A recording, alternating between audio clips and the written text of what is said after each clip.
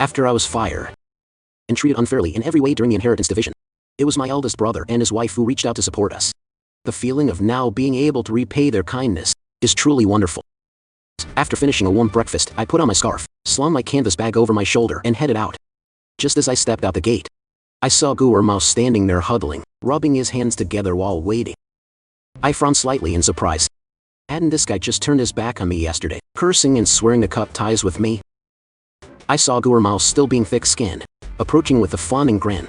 I looked him straight in the face and refused him bluntly without hesitation. I can't take you with me. Dai Shuang and I have already made plans. The horse carriage is small and can't carry many people. If I take you, where will there be room to bring back the firewood? Seeing me refuse him flatly, Mao hurriedly waved his hands to explain, thinking I was still holding a grudge about yesterday. Xiao Long, listen to me first. Yesterday was just a slip of the tongue, I swear. I really didn't mean to tell that brat Lu Ruin about you getting fired. She's the one who went snooping around. Let me tag along to earn some scraps too. He still wanted to follow and plead, but I strode quickly past him. He struggled through the snow after me for a while, but because of his sprained foot he couldn't keep up, finally being left a long distance behind. Unable to catch up, Mao panted with his hands on his hips, showing his true nature by pointing at my back and cursing. Damn it. Looking down on me and not taking me along, are you? If you can go, then I, Mao, can go on my own too. Isn't it just going into the mountains to gather firewood? You act like the mountain belongs to your family. Just you wait. I ignored those envious words and headed straight for the fork in the road. Usually at this time, Tao Dashwang would be waiting at the pavilion, but today there was no sign of him. I was still wondering, but after walking a bit further to the turn by Mahao's house, I discovered Tao Dashwang was crouching, huddled in a corner out of the wind. When he saw me, Dashwang scrambled to his feet. Surprised, I asked Dashwang, why weren't you waiting at the end of the road to be easily seen instead of hiding in this corner? Tao Dashwang scratched his head and stammered. I was standing at the end of the road earlier and saw that kid Irma rushing to your house. I bet he was thick-skinned enough to ask to go to the mountains too. I thought if you were soft-hearted and let him tag along, there might not be room for me on the carriage anymore. So that's why I hid out here. Looking at his tall, sturdy body but timid soul, fearing for his job, I trot NG, made me feel both pity and amusement. But he isn't stupid. Knowing his status makes him easily oppressed by others. So I slapped his shoulder hard and laughed, affirming, you're worrying for nothing. Didn't I tell you yesterday? Only the two of us are going on this trip. Absolutely no one else is coming along. In the future, it will also be just the two of us. Understand? Hearing my firm reassurance, I trot and G's gloomy face instantly lit up. He grinned from ear to ear. Yes, I understand. That would be wonderful, Long. The two of us went straight to the stables. Old lad kept his word, having already chosen a horse for us, a chestnut draft horse, extremely large and strong. I took the reins and led the carriage, heading to the district with Dai Trang. This time I was a bit more leisurely, so I stopped at a shop to buy 2 tea bricks and 2 bags of refined salt. After thinking for a moment, I took out more money for 2 packs of sugar cubes and half a kilo of fruit candies wrapped in bright red and green cellophane to bring along as gifts. Since I was familiar with the roads, and with the strong pulling power of the new horse, I tried to suppress my pounding heartbeat, glancing over just once before calmly taking items out of the bag to give to mine brother. Here are the tea bricks and white salt I promised to bring. I also bought some, and some sugar cubes for the children to make sweet drinks. Alam's mother, a white-haired old lady who knew no Chinese, smiled gently as she accepted the gift. She turned and spoke in her native language, inviting us to sit on a warm cushion. Then, she told her daughter-in-law to hurry and milk for tea. Hallam grabbed a handful of red and green fruit candies to share with the grandchildren swarming around the heated bed. Once we were settled on the cozy heated bed, I produced 20 golden Type 56 rifle rounds, gleaming and smelling strongly of fresh brass. His eyes widened with delight, and he exclaimed, "This is wonderful. Oh, Allah, Long, did you know that last night, the wolf pack came howling around the sheepfold again? All night long I held my empty rifle, staying awake and unable to rest. Now that I have these bullets, tonight I'll definitely take those wolves down. You guys are truly lifesavers. You've done me a huge favor." I lifted the bowl of milk tea and blew on it gently, took a sip and then smiled modestly. "We are friends. It's a win-win situation. You went out of your way to find frozen sheep and antlers for me, so helping you find these self-defense weapons is the least I could do." Right. Helping each other is what makes true friends." He beamed and patted his chest. Once winter passes, and the grass turns green in the spring, if I take my gun and bat a wild boar or some deer, just drive your car over and take the meat back to feast on. While waiting for Hallam's wife to prepare the lunch, my gaze wandered around. Suddenly, I noticed a pile of small stones lying in the corner of the house, where the child usually plays. Those stones were a dull pale green color, with a rough surface, but their flat, round shape looks very unique. The local ethnic people often call them coin stones. An idea suddenly occurred to me. I beckoned the boy over and pointed at the pile of stones. After slurping a few more bowls of rich lamb bone soup with onions, we walked outside, full and patting our stomachs with satisfaction. Hallam and Dai Shuang laboriously carried 2 frozen sheep carcasses onto the horse cart. Then, I grabbed an axe and was about to chop some pine wood to fill the cart. But Hallam pulled me back, pointing toward the small cellar next to the tent. Don't bother chopping wood anymore. Yesterday, I went out on horseback and managed to scavenge some coal. But since a horse couldn't carry a heavy load, I only managed to bring a few dozen kilograms. You guys can take all the coal, put this on the cart and pull it home to keep the fire bright. He felt he owed me a debt of gratitude for saving his flock. So he truly wanted to do his best to help me gather things on the mountain. Saying goodbye to Hallam's family, Dao Dai Trang and I whipped the horses and drove the cart clattering down towards the district town. As soon as we arrived, I hid the cart in the usual spot and personally carried 3 sets of heavy deer antlers straight into the purchasing station. This time, the person sitting behind the glass counter. The person sitting there was not Shui Hong Quan as read, but a middle-aged woman with a grumpy face, sitting there cracking melon seeds. Seeing me walk in with 3 large sets of deer antlers, she was secretly delighted to have snagged a bargain, but on the surface, she still acted indifferent, appearing as if she didn't care at all. Are you here to sell antlers? Who are you looking for? She asked with a toss of her head. I calculated that I'd lose over 10 silver coins. The value of an entire lamb I'd be a fool to sell. Being so decisive like that was startling. She must have also been under pressure from monthly quotas for purchasing rare goods. She didn't expect this country bumpkin to be so stubborn. So she hurriedly slammed the table and called out, "Bo dear, you're so hot-tempered. Hold on a minute. Fine, 3 dong. 3 dong per kilo, the same price Quan paid you yesterday. Not a single cent higher than that." I smirked and sighed softly. I lightly flicked the horsewhip, turned to look at Dai Trang and asked in surprise why. "Did your father forbid you from coming with me?" Dao Dai Trang hung his head, his voice sad but very honest. "Yes, Dad gave me a scolding last night. He wants that from tomorrow. My older brother, Dai Dong, will take my place to go up the mountain with you. He forced me not to breathe a word to you, only secretly instructing me to try my best to remember the path and mark the way carefully, so that after this trip, I could leave my brother driving our own horse carriage into the mountains to steal your business." I was slightly stunned, pulling the reins and staring intently at Dao Dai Trang. What surprised me wasn't the despicable biting, the hand that feeds you intention of old Dao Keen Thiet. I had led people into the mountains before. Though the snow-covered paths were hard to travel, I knew them very well. The first time, he managed to haul back a whole cart of good wood, which proves he has figured out a safe route into the mountains. Captain Hua has had experience and understands the situation in the mountains better than anyone else in this village, so you naturally know that the frozen sheep yesterday couldn't have been found by chance. That proves that V Long must have made contact with the nomads in the mountains. At this moment, Aunt Ma Ho and Ji Mai smacked her lips, her mind still craving the taste of yesterday's leg of lamb. "So tell me, will he find another sheep and bring it back today? If he does, will he be sensible enough to give us another leg or half a sheep?" Hua thought and frowned at his wife's delusions, rapping his pipe against the table to scold her. "That's so unfair, Bo." I Tra and Ji stood nearby, hearing his father's blatant and shameless demands. He was so ashamed that his face turned beet red, hurriedly waving his hand to stop them. "Dad Long paid for this out of his own pocket. It has nothing to do with me. Dad, stop making unreasonable demands." But when Dao Keen Thiet heard his son interfering, he glared, shouting loudly. Crossed my arms and looked at Dao. Cold smirk. "Uncle Keen Thiet, you aren't actually naive enough to think I just picked up these sheep on the street, did you? I gave Dai Trang because I appreciate the effort he put in following me. But in reality, I have every right not to give him a single piece of meat. That pile of top-grade pine wood I've already fairly split half with your family, and that is exactly the compensation Dai Trang deserves. Only kai nh lafa and thirlau I draw and chisu and chia and chi for the labor I put in. As for the sheep, they are my private property." After saying those heartless, steely words, I didn't bother to explain or pay attention to the livid faces of the Dao family for another second. I pulled the reins, decisively leading the carriage out of the yard. Dao Dai Trang was so angry he stomped his feet on the snow, hurriedly chasing after my horse carriage. By the time old man Dao Qinfei could process my harsh words and react, his youngest son had already run far out of the alley. That damn brat, you're infuriating me. Just get out and stay out. Dao Qinfei stomped his feet and cursed aloud before turning to storm back into the house. Dao Dai Train ran for his life to catch up with the carriage.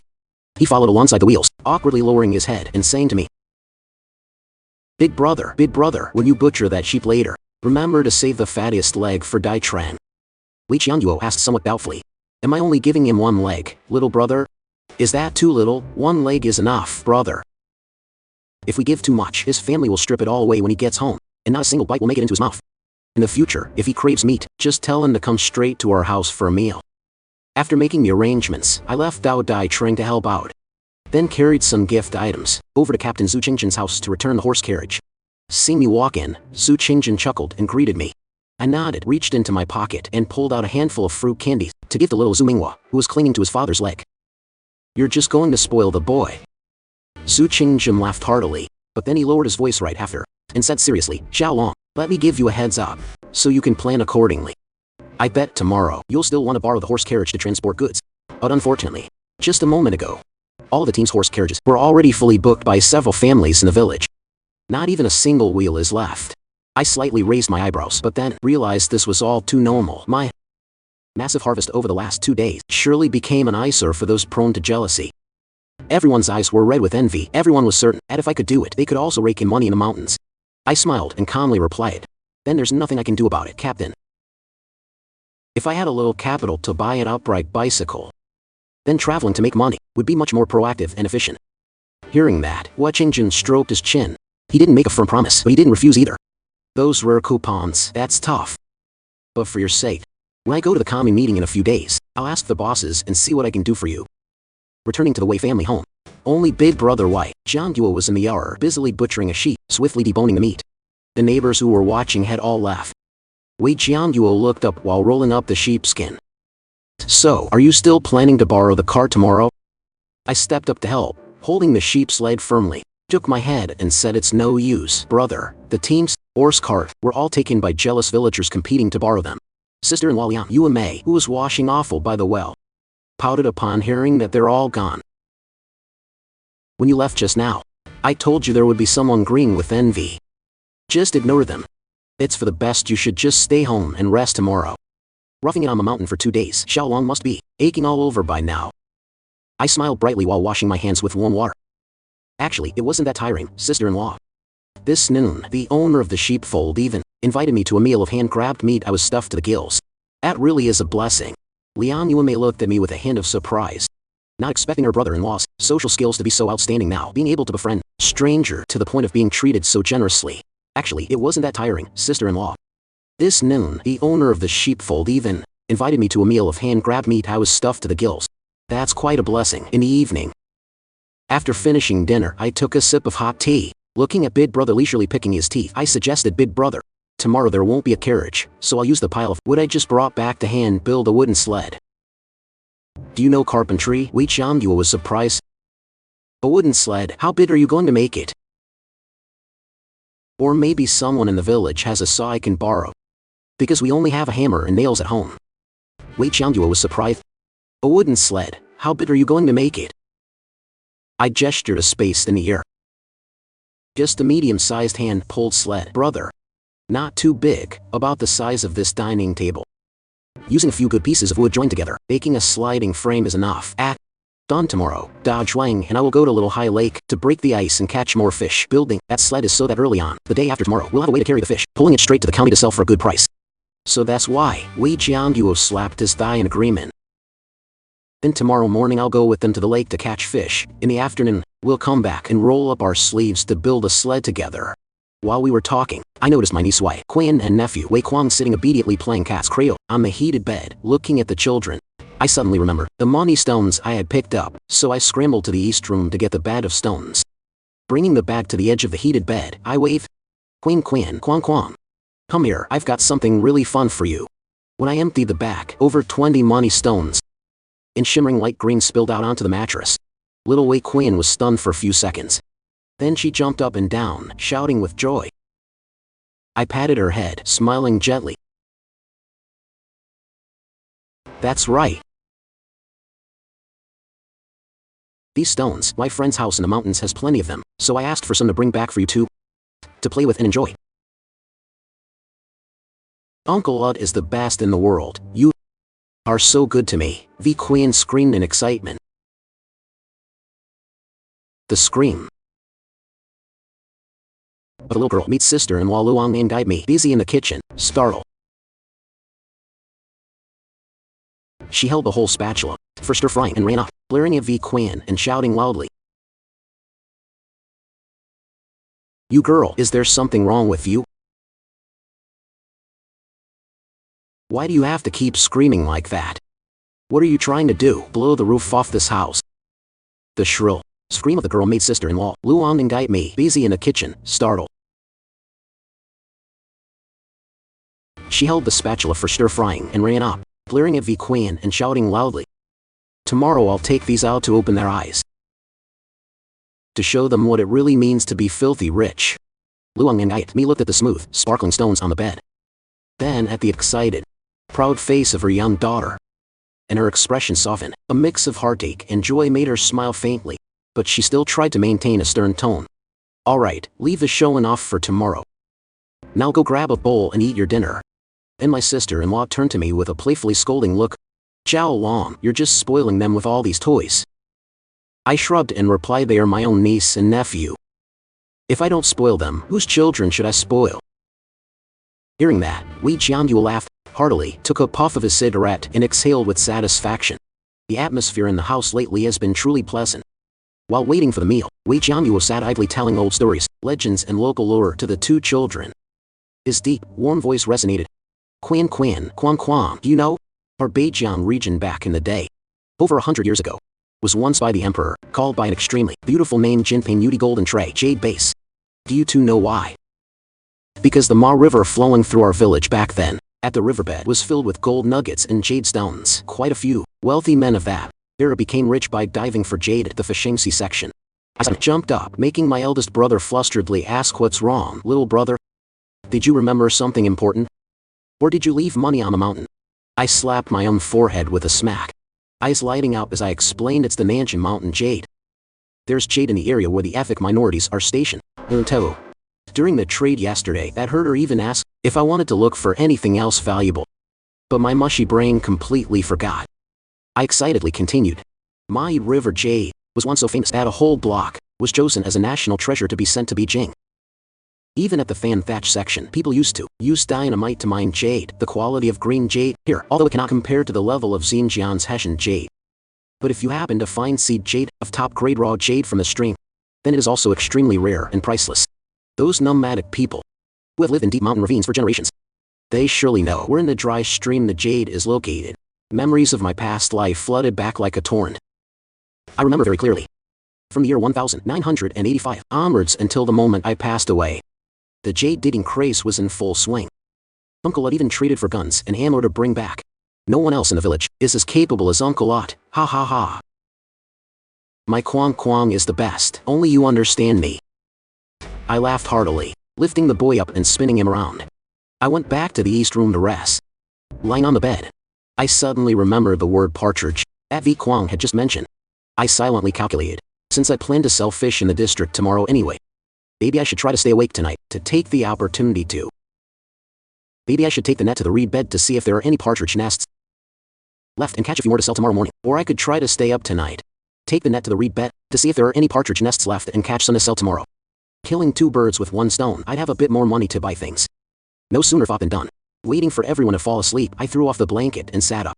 I grabbed the flashlight and tucked it into my belt, put on the rabbit fur gloves that Bai Trang just returned, put on a thick fur hat, and then crept open the door. Carrying a long net and the familiar burlap sack, I trudged towards the reed bed east of the village. Walking in the bone-chilling cold for a few hundred meters, I shone the light on the ground, and my heart suddenly sank. I immediately realized that tonight's trip might be in vain.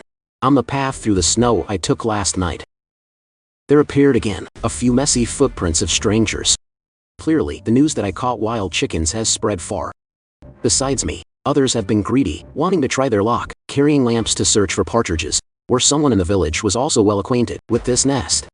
A bad omen. I realized right away that tonight's trip might be in vain. On the snowy path I walked last night, now there are a few messy footprints of strangers. Clearly, the news that I caught wild chickens has spread far. Damn it, these vultures have keen noses, but luckily, in my past life, I wandered a lot, so the places where partridges hide in winter aren't limited to just this field. Suddenly I was startled, nearly dropping the net. By natural reflex, I quickly turned on the flashlight. Under the pale yellow light, I only caught a glimpse of a furry silhouette, smooth and gray, with a stubby white tail bobbing along. It turned out to be a plump wild hare. This is real wild hunting. The night always holds interesting surprises. I was startled, almost dropping my net. Under the pale yellow light, I only caught a glimpse of a smooth gray furry silhouette and a stubby white tail bobbing along. It turned out to be a plump wild hare. I swept my flashlight to follow for a bit, but the hare nimbly kicked through the snow and darted into the dry trees, then vanished into the darkness. I turned off the flashlight, licking my lips and calculating. Good for you, running that fast. Wait until the next heavy snowfall covers the road. I'll prepare my gear and return to hunt hares, and leave some wire to set snares around the bushes. Hares are leaner and have much more meat than those jungle fowl, and they sell for an even better price. After waiting through the snow for a while, I approached the reed bed, the hiding place of the second flock of jungle fowl I was targeting. I slowed down, hunched over carefully, and cautiously moved forward step by step. Through the mist, I spotted the jungle fowl lying flat against the ground, huddled deep under the thick, dry reed stalks to avoid the north wind and keep warm. Even though I hadn't turned on my flashlight, at this moment the moonlight reflecting off the snow was still quite bright. My eyes had adjusted to the darkness, so I could see clearly the dark, jumbled cluster near the edge of the thick brush. The time was right. I lunged forward, squatting down low, gently but decisively, slamming the giant net down on those black shapes. Pass. This time I caught a whole nest, snagging 4 massive ones. If the stiff grass in front hadn't reduced the force, I probably would have caught several more. Just as they were caught in the net, the jungle fowls jolt awake, frantically flapping and struggling wildly, sending snow flying everywhere. The whole flock scrambled to find an escape route in a panic. Quick as a flash, I reached in from under the net, grabbed each one by the neck, twisted it back, and stuffed it into the fertilizer bag tied to my hip. The remaining jungle fowls, outside the net, now also began to wake up in alarm, squawking and about to take flight. Alarm calls rang out across the reed bed. The jungle fowls began to panic, flapping their wings to escape the encirclement, although some managed to escape from the edge of my net. They hadn't yet regained their composure. I quickly reached under the edge of the net again, grabbing the necks of the struggling fowls, skillfully pinning their wings and stuffing them into the bag growing heavy at my hip. My movements were decisive and extremely precise, my hands moving swiftly to catch the final targets, not letting a single one have a chance to escape. I repeatedly reached under the thick netting, grabbing each fowl by the neck, locking them down and stuffing them into the bag, concluding this highly successful catch. But because the freezing cold numbed their wings, and dense bushes were blocking the way ahead, they couldn't immediately gain momentum to take flight. They could only waddle away on their feet, trying to scuttle far from my position. The snow was thick and soft, the wild ground uneven with roots, making their escape a real struggle. Consequently, before they even had the chance to run a few dozen steps, I had already caught up with my net. My next swing of the net came crashing down without missing a single one. I kept scooping them up frantically like that, circling once around the reed bed, catching a total of 11 plump wild chickens. Tonight was truly a big score, making up for the failed start. Carrying the sack filled with the haul, my arms hung heavy, estimating it weighed about 6 to 7 kilograms. I excitedly hoisted the sack onto my shoulder, and hurriedly trudged through the snow back home. Though the journey back was very long, the wind whistled, freezing my ears, but my heart was racing with relief and excitement. I planned to keep a few tomorrow morning, to nourish the 2 kids at home. I'd gather the rest to sell with the batch of fish from yesterday afternoon. I was certain this trip would earn a tidy sum. After all, these are wild mountain delicacies, natural products that city folks really love. It was 40 minutes later when I waded back to the gate. I set the sack down. So exhausted I leaned against the door, panting. I muttered to myself, learning a lesson. Next time I go hunting, it's best to head straight for the reed beds by the ditch. No need to take a detour and run into others, which only makes it further. Otherwise, it's just a waste of effort waiting so far. Back in my private room on the east side, I carefully used a rope to tie a tight knot around the mouth of a wild chicken bag, and tossed it with a thud into the corner. I flopped down onto the bed, took off my snow-covered, soaking wet boots, and put on dry cloth shoes. Shuddering slightly, I took off my outer cotton jacket to dry it by the coal stove when I suddenly heard the door make a soft click sound. Looking up, I was a bit surprised to see a man poking his head in. It was Zhang Qianjun, a member of the same production team. Zhang Qianjun was about 30 years old. Don't underestimate him just because he is only a few years older than me. Based on the village's family hierarchy, he belongs to the rank of my father's generation and could speak on equal terms with my eldest brother, Wei Jiangduo. Although he was a petty and calculating man, he was very good at socializing. Seeing me taking off my jacket, he naturally pushed the door open and walked in, grinning widely as he called out, "Oh, Xiao Long. Where have you been until this hour? I came looking for you around 9 p.m. But you weren't home. Out drinking with your friends again?" I wasn't close to Zhang Qianjun at all. This guy's attitude always came with an ulterior motive. Hanging my padded coat on the rack, I replied vaguely. I was tossing and turning and couldn't sleep, so I went to the dike for a walk to get some air. "Is there something you need from me so late?" Despite being met with such a cold and distant tone from me, Tuong Tine Tine did not show any sign of annoyance or anger. He acted as if we were very close relatives, naturally taking off his shoes and climbing right up to sit cross-legged on my warm, heated bed. Then he rubbed his hands, gave a wry smile, and sighed. "You know, brother, I only came to find you now because of an important matter. To be honest, seeing you drive back with a wagon full of wood. Today I also paid to borrow a horse cart from the team, eagerly intending to head into the mountains to haul back some gooder wood for firewood. I whipped the horse all the way to the Fan Thai riverbank but lost the trail, not knowing how to turn onto the rest of the secret path. The north wind was blowing hard. Your wheel tracks were completely buried by snow. I struggled laboriously on foot, pulling the horse cart to the mountain pass, but searched until my eyes were weary, and still couldn't find any place with dry firewood. Finally, after fumbling around all afternoon, I only managed to pick up a handful of fallen dry branches to stuff into the cart and bring back. I stood with my arms crossed, leaning against the pillar, listening to him complain and grumble, only giving in indifferent to get it over with. I kept my mouth shut, offering no comment or further suggestion. Zhang Qianjun flattered me profusely, praising me to the high heavens. But that was because he still clearly remembered my former bad habits, loved being flattered and fawned over. Just as long as someone poured honey into his ears or praised him with a few nonsense words, that foolish Vilong would be so vain that he'd spill his guts like beans from a bamboo tube, telling every single thing from secrets to things better left unsaid. But he was dead wrong. The Vilong standing before him now has lived through 2 lifetimes and tasted every flavor of deception. Hearing him today, endlessly pouring honeyed words, I kept a face as still as a stone statue, only indifferently giving a dry response. "I was just lucky, sir." Then I stayed silent and let out a long yawn. Truo and Tian was left speechless. In his embarrassment, he suddenly pricked up his ears and heard behind the door, in the corner by the sack, a rustling sound, the flapping of something struggling. But at this moment, his mind was only focused on racking his brain for a way to extract the mountain entrance map from me. So he didn't bother being curious about anything else. But in reality, he and those lurking cart drivers imagined everything far too simply.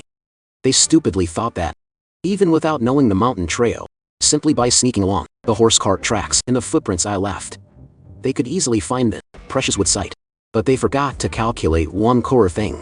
That mountain entrance is a massive wind trap. That day, we did indeed enter from the side of the Fan Thai River alluvial plain, but the mountain entrance had level 6 or 7 swirling winds, the deep wheel tracks I left when heading into the mountain that night. Just one night of wind, blowing hard and sweeping snow over to level everything, leaving behind no trace at all. That's why that lazy and gluttonous crowd who excitedly set out has failed so miserably. Seeing me being thick-skinned and refusing to utter a single word, Tuong Tine Tine ran out of ways to flatter me. He had to awkwardly lower his voice and get straight to the point. "All right then, Xiao Long. Can you just tell me straight exactly how to go after crossing the Fan Thai River? Give me clear directions, I give you my word of honor. Once I bring back a cart of good wood tomorrow, I will fairly give you the biggest bundle of firewood. What do you think?" Hearing that pathetic price, I found it extremely laughable. His father was already famous in this village for being a deceitful person, loves to take advantage of others. When it comes to him, the sleazy gene is no different. Those empty promises of sharing a bundle of firewood, they sound very sweet and enticing. But when the wood is actually brought home and it's time to settle up, I doubt this guy would ever cough up even a single dry twig. Moreover, in my heart, I thought, what right, what debt do I have that I must take my own livelihood to give detailed directions to a cunning guy like you? So I pointed straight to the south, putting on an extremely innocent and sincere face. "Uncle Tuan, the way is super easy. I drove the cart into the mountains from the shallow bank of the Fan Thai River over there. The mountain entrance is right there in plain sight. Just follow the direction of the wind and go straight in. With your sharp eyes, how could you not find a wood yard?" Yuan Tine heard me talking like it was a joke, and angrily slammed his hand down on the chair. The damn thing is, I didn't find a single thing. On the other side of the river, the ravines are crisscross, and it's right next to the forbidden forest of the production team, in the next village.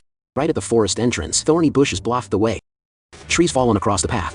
Naturally, there wasn't a single clear trail to be seen. Today when my brothers and I went, we had to use machetes to clear the path, blindly wading through snow pits deeper than our crotches.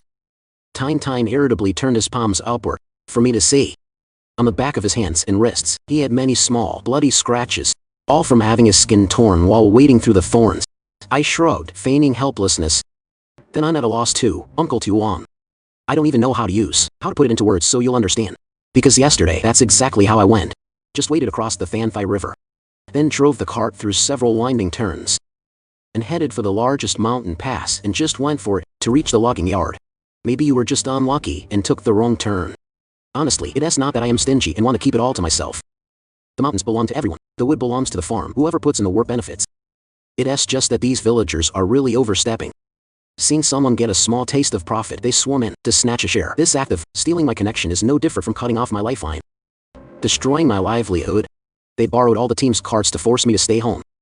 And yet now, they still have the nerve to come to my bedside, expecting me to hand over the way to make money on a silver platter. In your dreams, Truo and Tien wasted his breath for a long time without getting a single useful word out of me. And his face darkened. Unable to force it, he dejectedly slid off the bed, put on his shoes, and left in a huff. As he walked out the door, he didn't forget to turn around, gritting his teeth and muttering under his breath, intentionally letting me hear. Damn it, keep acting so arrogant. Even without you, Vilong, to guide me. Do you think I, Truo and Tien, can't find the way into the mountains myself? Wait until tomorrow when I bring back the best load of wood, and see how I slap that face of yours. Just you wait. I slammed the door shut, bolted it with a click, and ignored his threats. After Truo and Tien left, in a huff, I hurriedly took off my outer clothes, extinguished the oil lamp, then slipped into the warm cotton blanket. I know the ways of the world here all too well. I am certain that if my room tonight remained lit for even one more minute, then surely a moment later, other thick-skinned people would clatter over to knock on the door to probe and ask for directions at any cost. It's best to go to sleep, to recharge for tomorrow's lucrative catch. Early next morning, the frost still hung thick and hazy. The skin-piercing cold drifted through the door cracks. The entire Wei family had just woken up and were huddling around the fire when heavy footsteps echoed at the gate, crunching on the snow. Hearing the familiar footsteps, I guessed right away it was Dao Dai Trang. I hurriedly stood up and pushed the door open to the porch. Why are you here so early, Dai Trang? Come inside and get warm. Contrary to his usual cheerful and high spirits, Dao Dai Trang's face today was clearly filled with tension.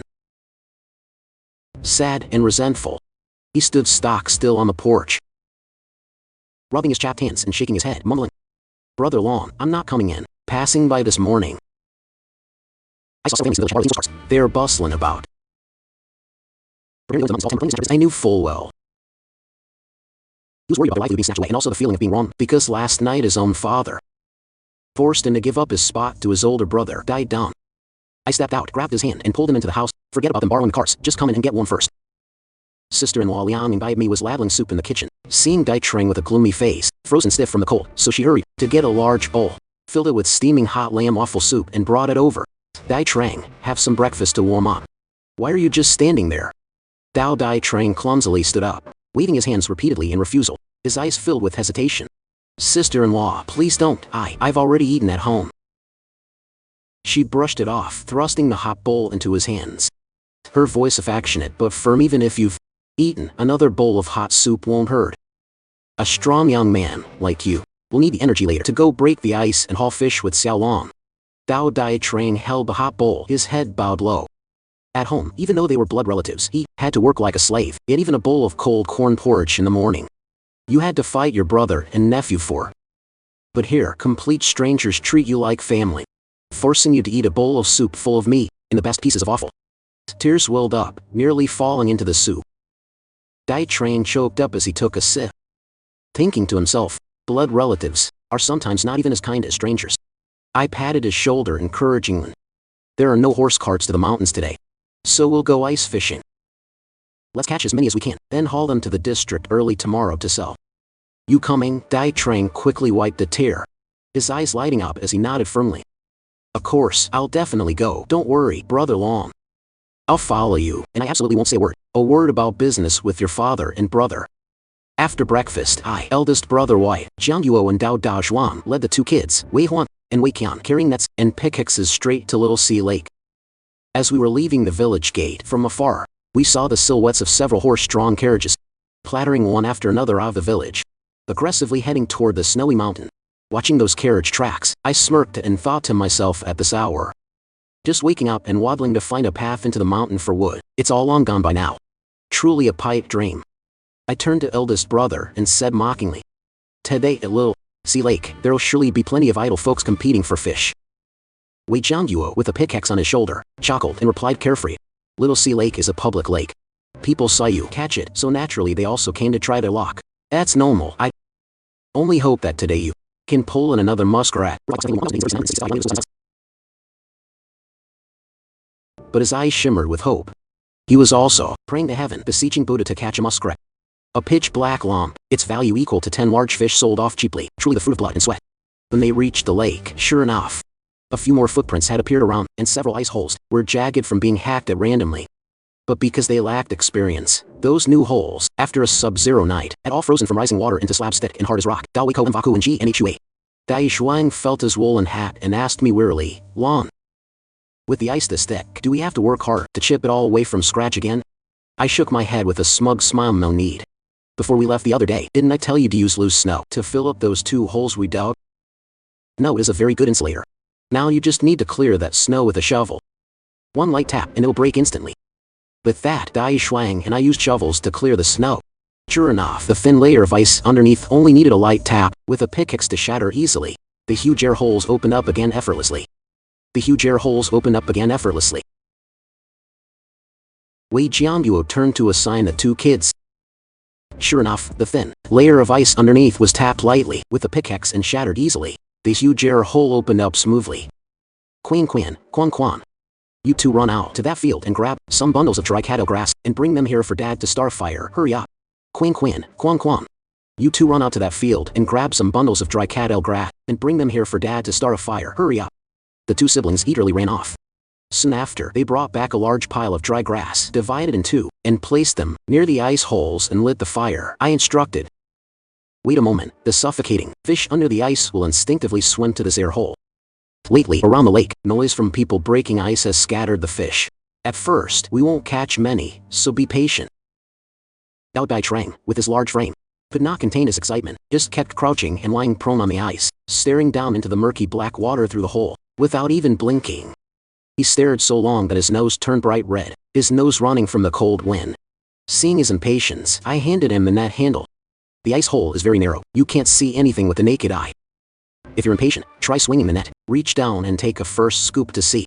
Dai Trang joyfully snatched the net handle, busily thrusting it deep into the ice hole, swirled it around and then pulled up with all his might. Water splashed all over the snow. On the mesh, 2 plump crucian carps were caught inside. He flipped the net over, striking it with a clack to dump the fish onto the ice. Seeing the fresh fish flopping around, the 2 kids cheered and put them into the sack. But Dai Trang didn't seem satisfied yet, hurriedly thrusting the net down for another stir. The result this time came up empty, with only a few strands of rotten seaweed. Seeing that, I patted his shoulder to remind him, "You're being too rough, stirring up the water and making the fish flee to the other hole in fear. Let it be for a moment to let the fish breathe. Give me the net, I'll show you how." Taking the handle, I gently dipped the net into the water. Unlike Dai Trang's violent and hurried movements, I moved extremely slowly, pressing the net then turning it, casting in a wide arc near the bottom then slowly narrowing the net to trap them. Suddenly, both my arms felt heavy, the water in the hole bubbled up continuously. I let out a loud shout. Tensing my back, I hauled the net out of the water. "Big fish, there's a big fish, Uncle Lot." V. Quan, naturally sharp-eyed, saw a massive object, with shimmering black scales struggling frantically in the net and shouted, out loud with pure joy. The curious boy, ignoring the danger, rushed forward, intending to use his tiny hands to grab that giant fish. But it was a huge wild grass carp, with incredibly strong vitality. Just as it was tossed onto the ice, it arched its body and swung its tail in a powerful strike, slapping V. Kwang right in the face.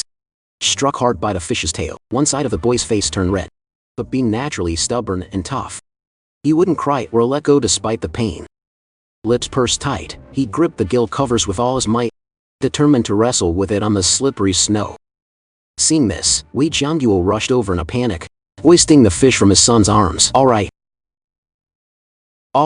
so strong. Our Qian was very brave too. Catch it, my son has spirit. Looking at my nephew's eyes welling with tears, his flushed face was scratched by fish scales. I knew that slap just now really hurt him. I quickly crouched down, rubbing his cheeks to comfort and distract him. This grass carp has the nerve to hate you? At noon, I'll tell your mother to cook it. Stew it spicy so you can crunch its bones, to get revenge for you. Did you look closely, remember its face? I remember. Uncle. Wei Qian wiped his tears with his sleeve. He sniffed and stared at the fish gasping on the ice. He nodded with determination. Yes, Uncle, agreed. At all costs, this noon, this fish must end up in my stomach. Everyone burst out laughing, dispelling the cold. Fishing around until near noon, Dai Trang and I took turns pulling the nets. We gathered quite a lot of fish and lugged them home. That lunch, just as promised, the giant enemy of V Quan was scaled clean by Sister and Luang and Diet Me, chopped into pieces and stewed with spicy chili.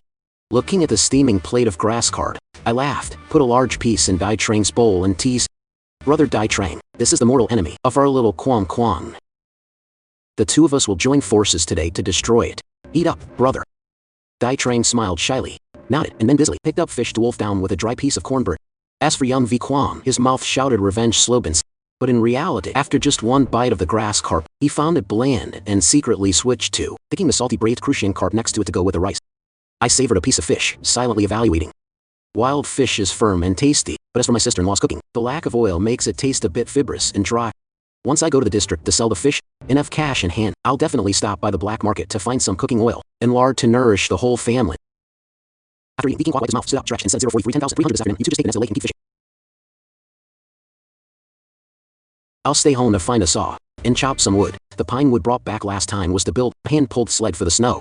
Must try to finish it before the two return so that, at dawn tomorrow, there's a vehicle to load fish to pull to the district for sale in the afternoon. Dai Trang and I geared up for the small lake, diligently diving and pulling a few nets. The results at the end of the day were very satisfying.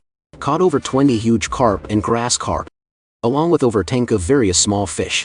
While lugging the fish back to the village entrance, we encountered a very interesting sight. A familiar horse-drawn carriage of the village trudging back from the western mountain. The carriage bed was completely empty, with only a few scattered broken branches for firewood.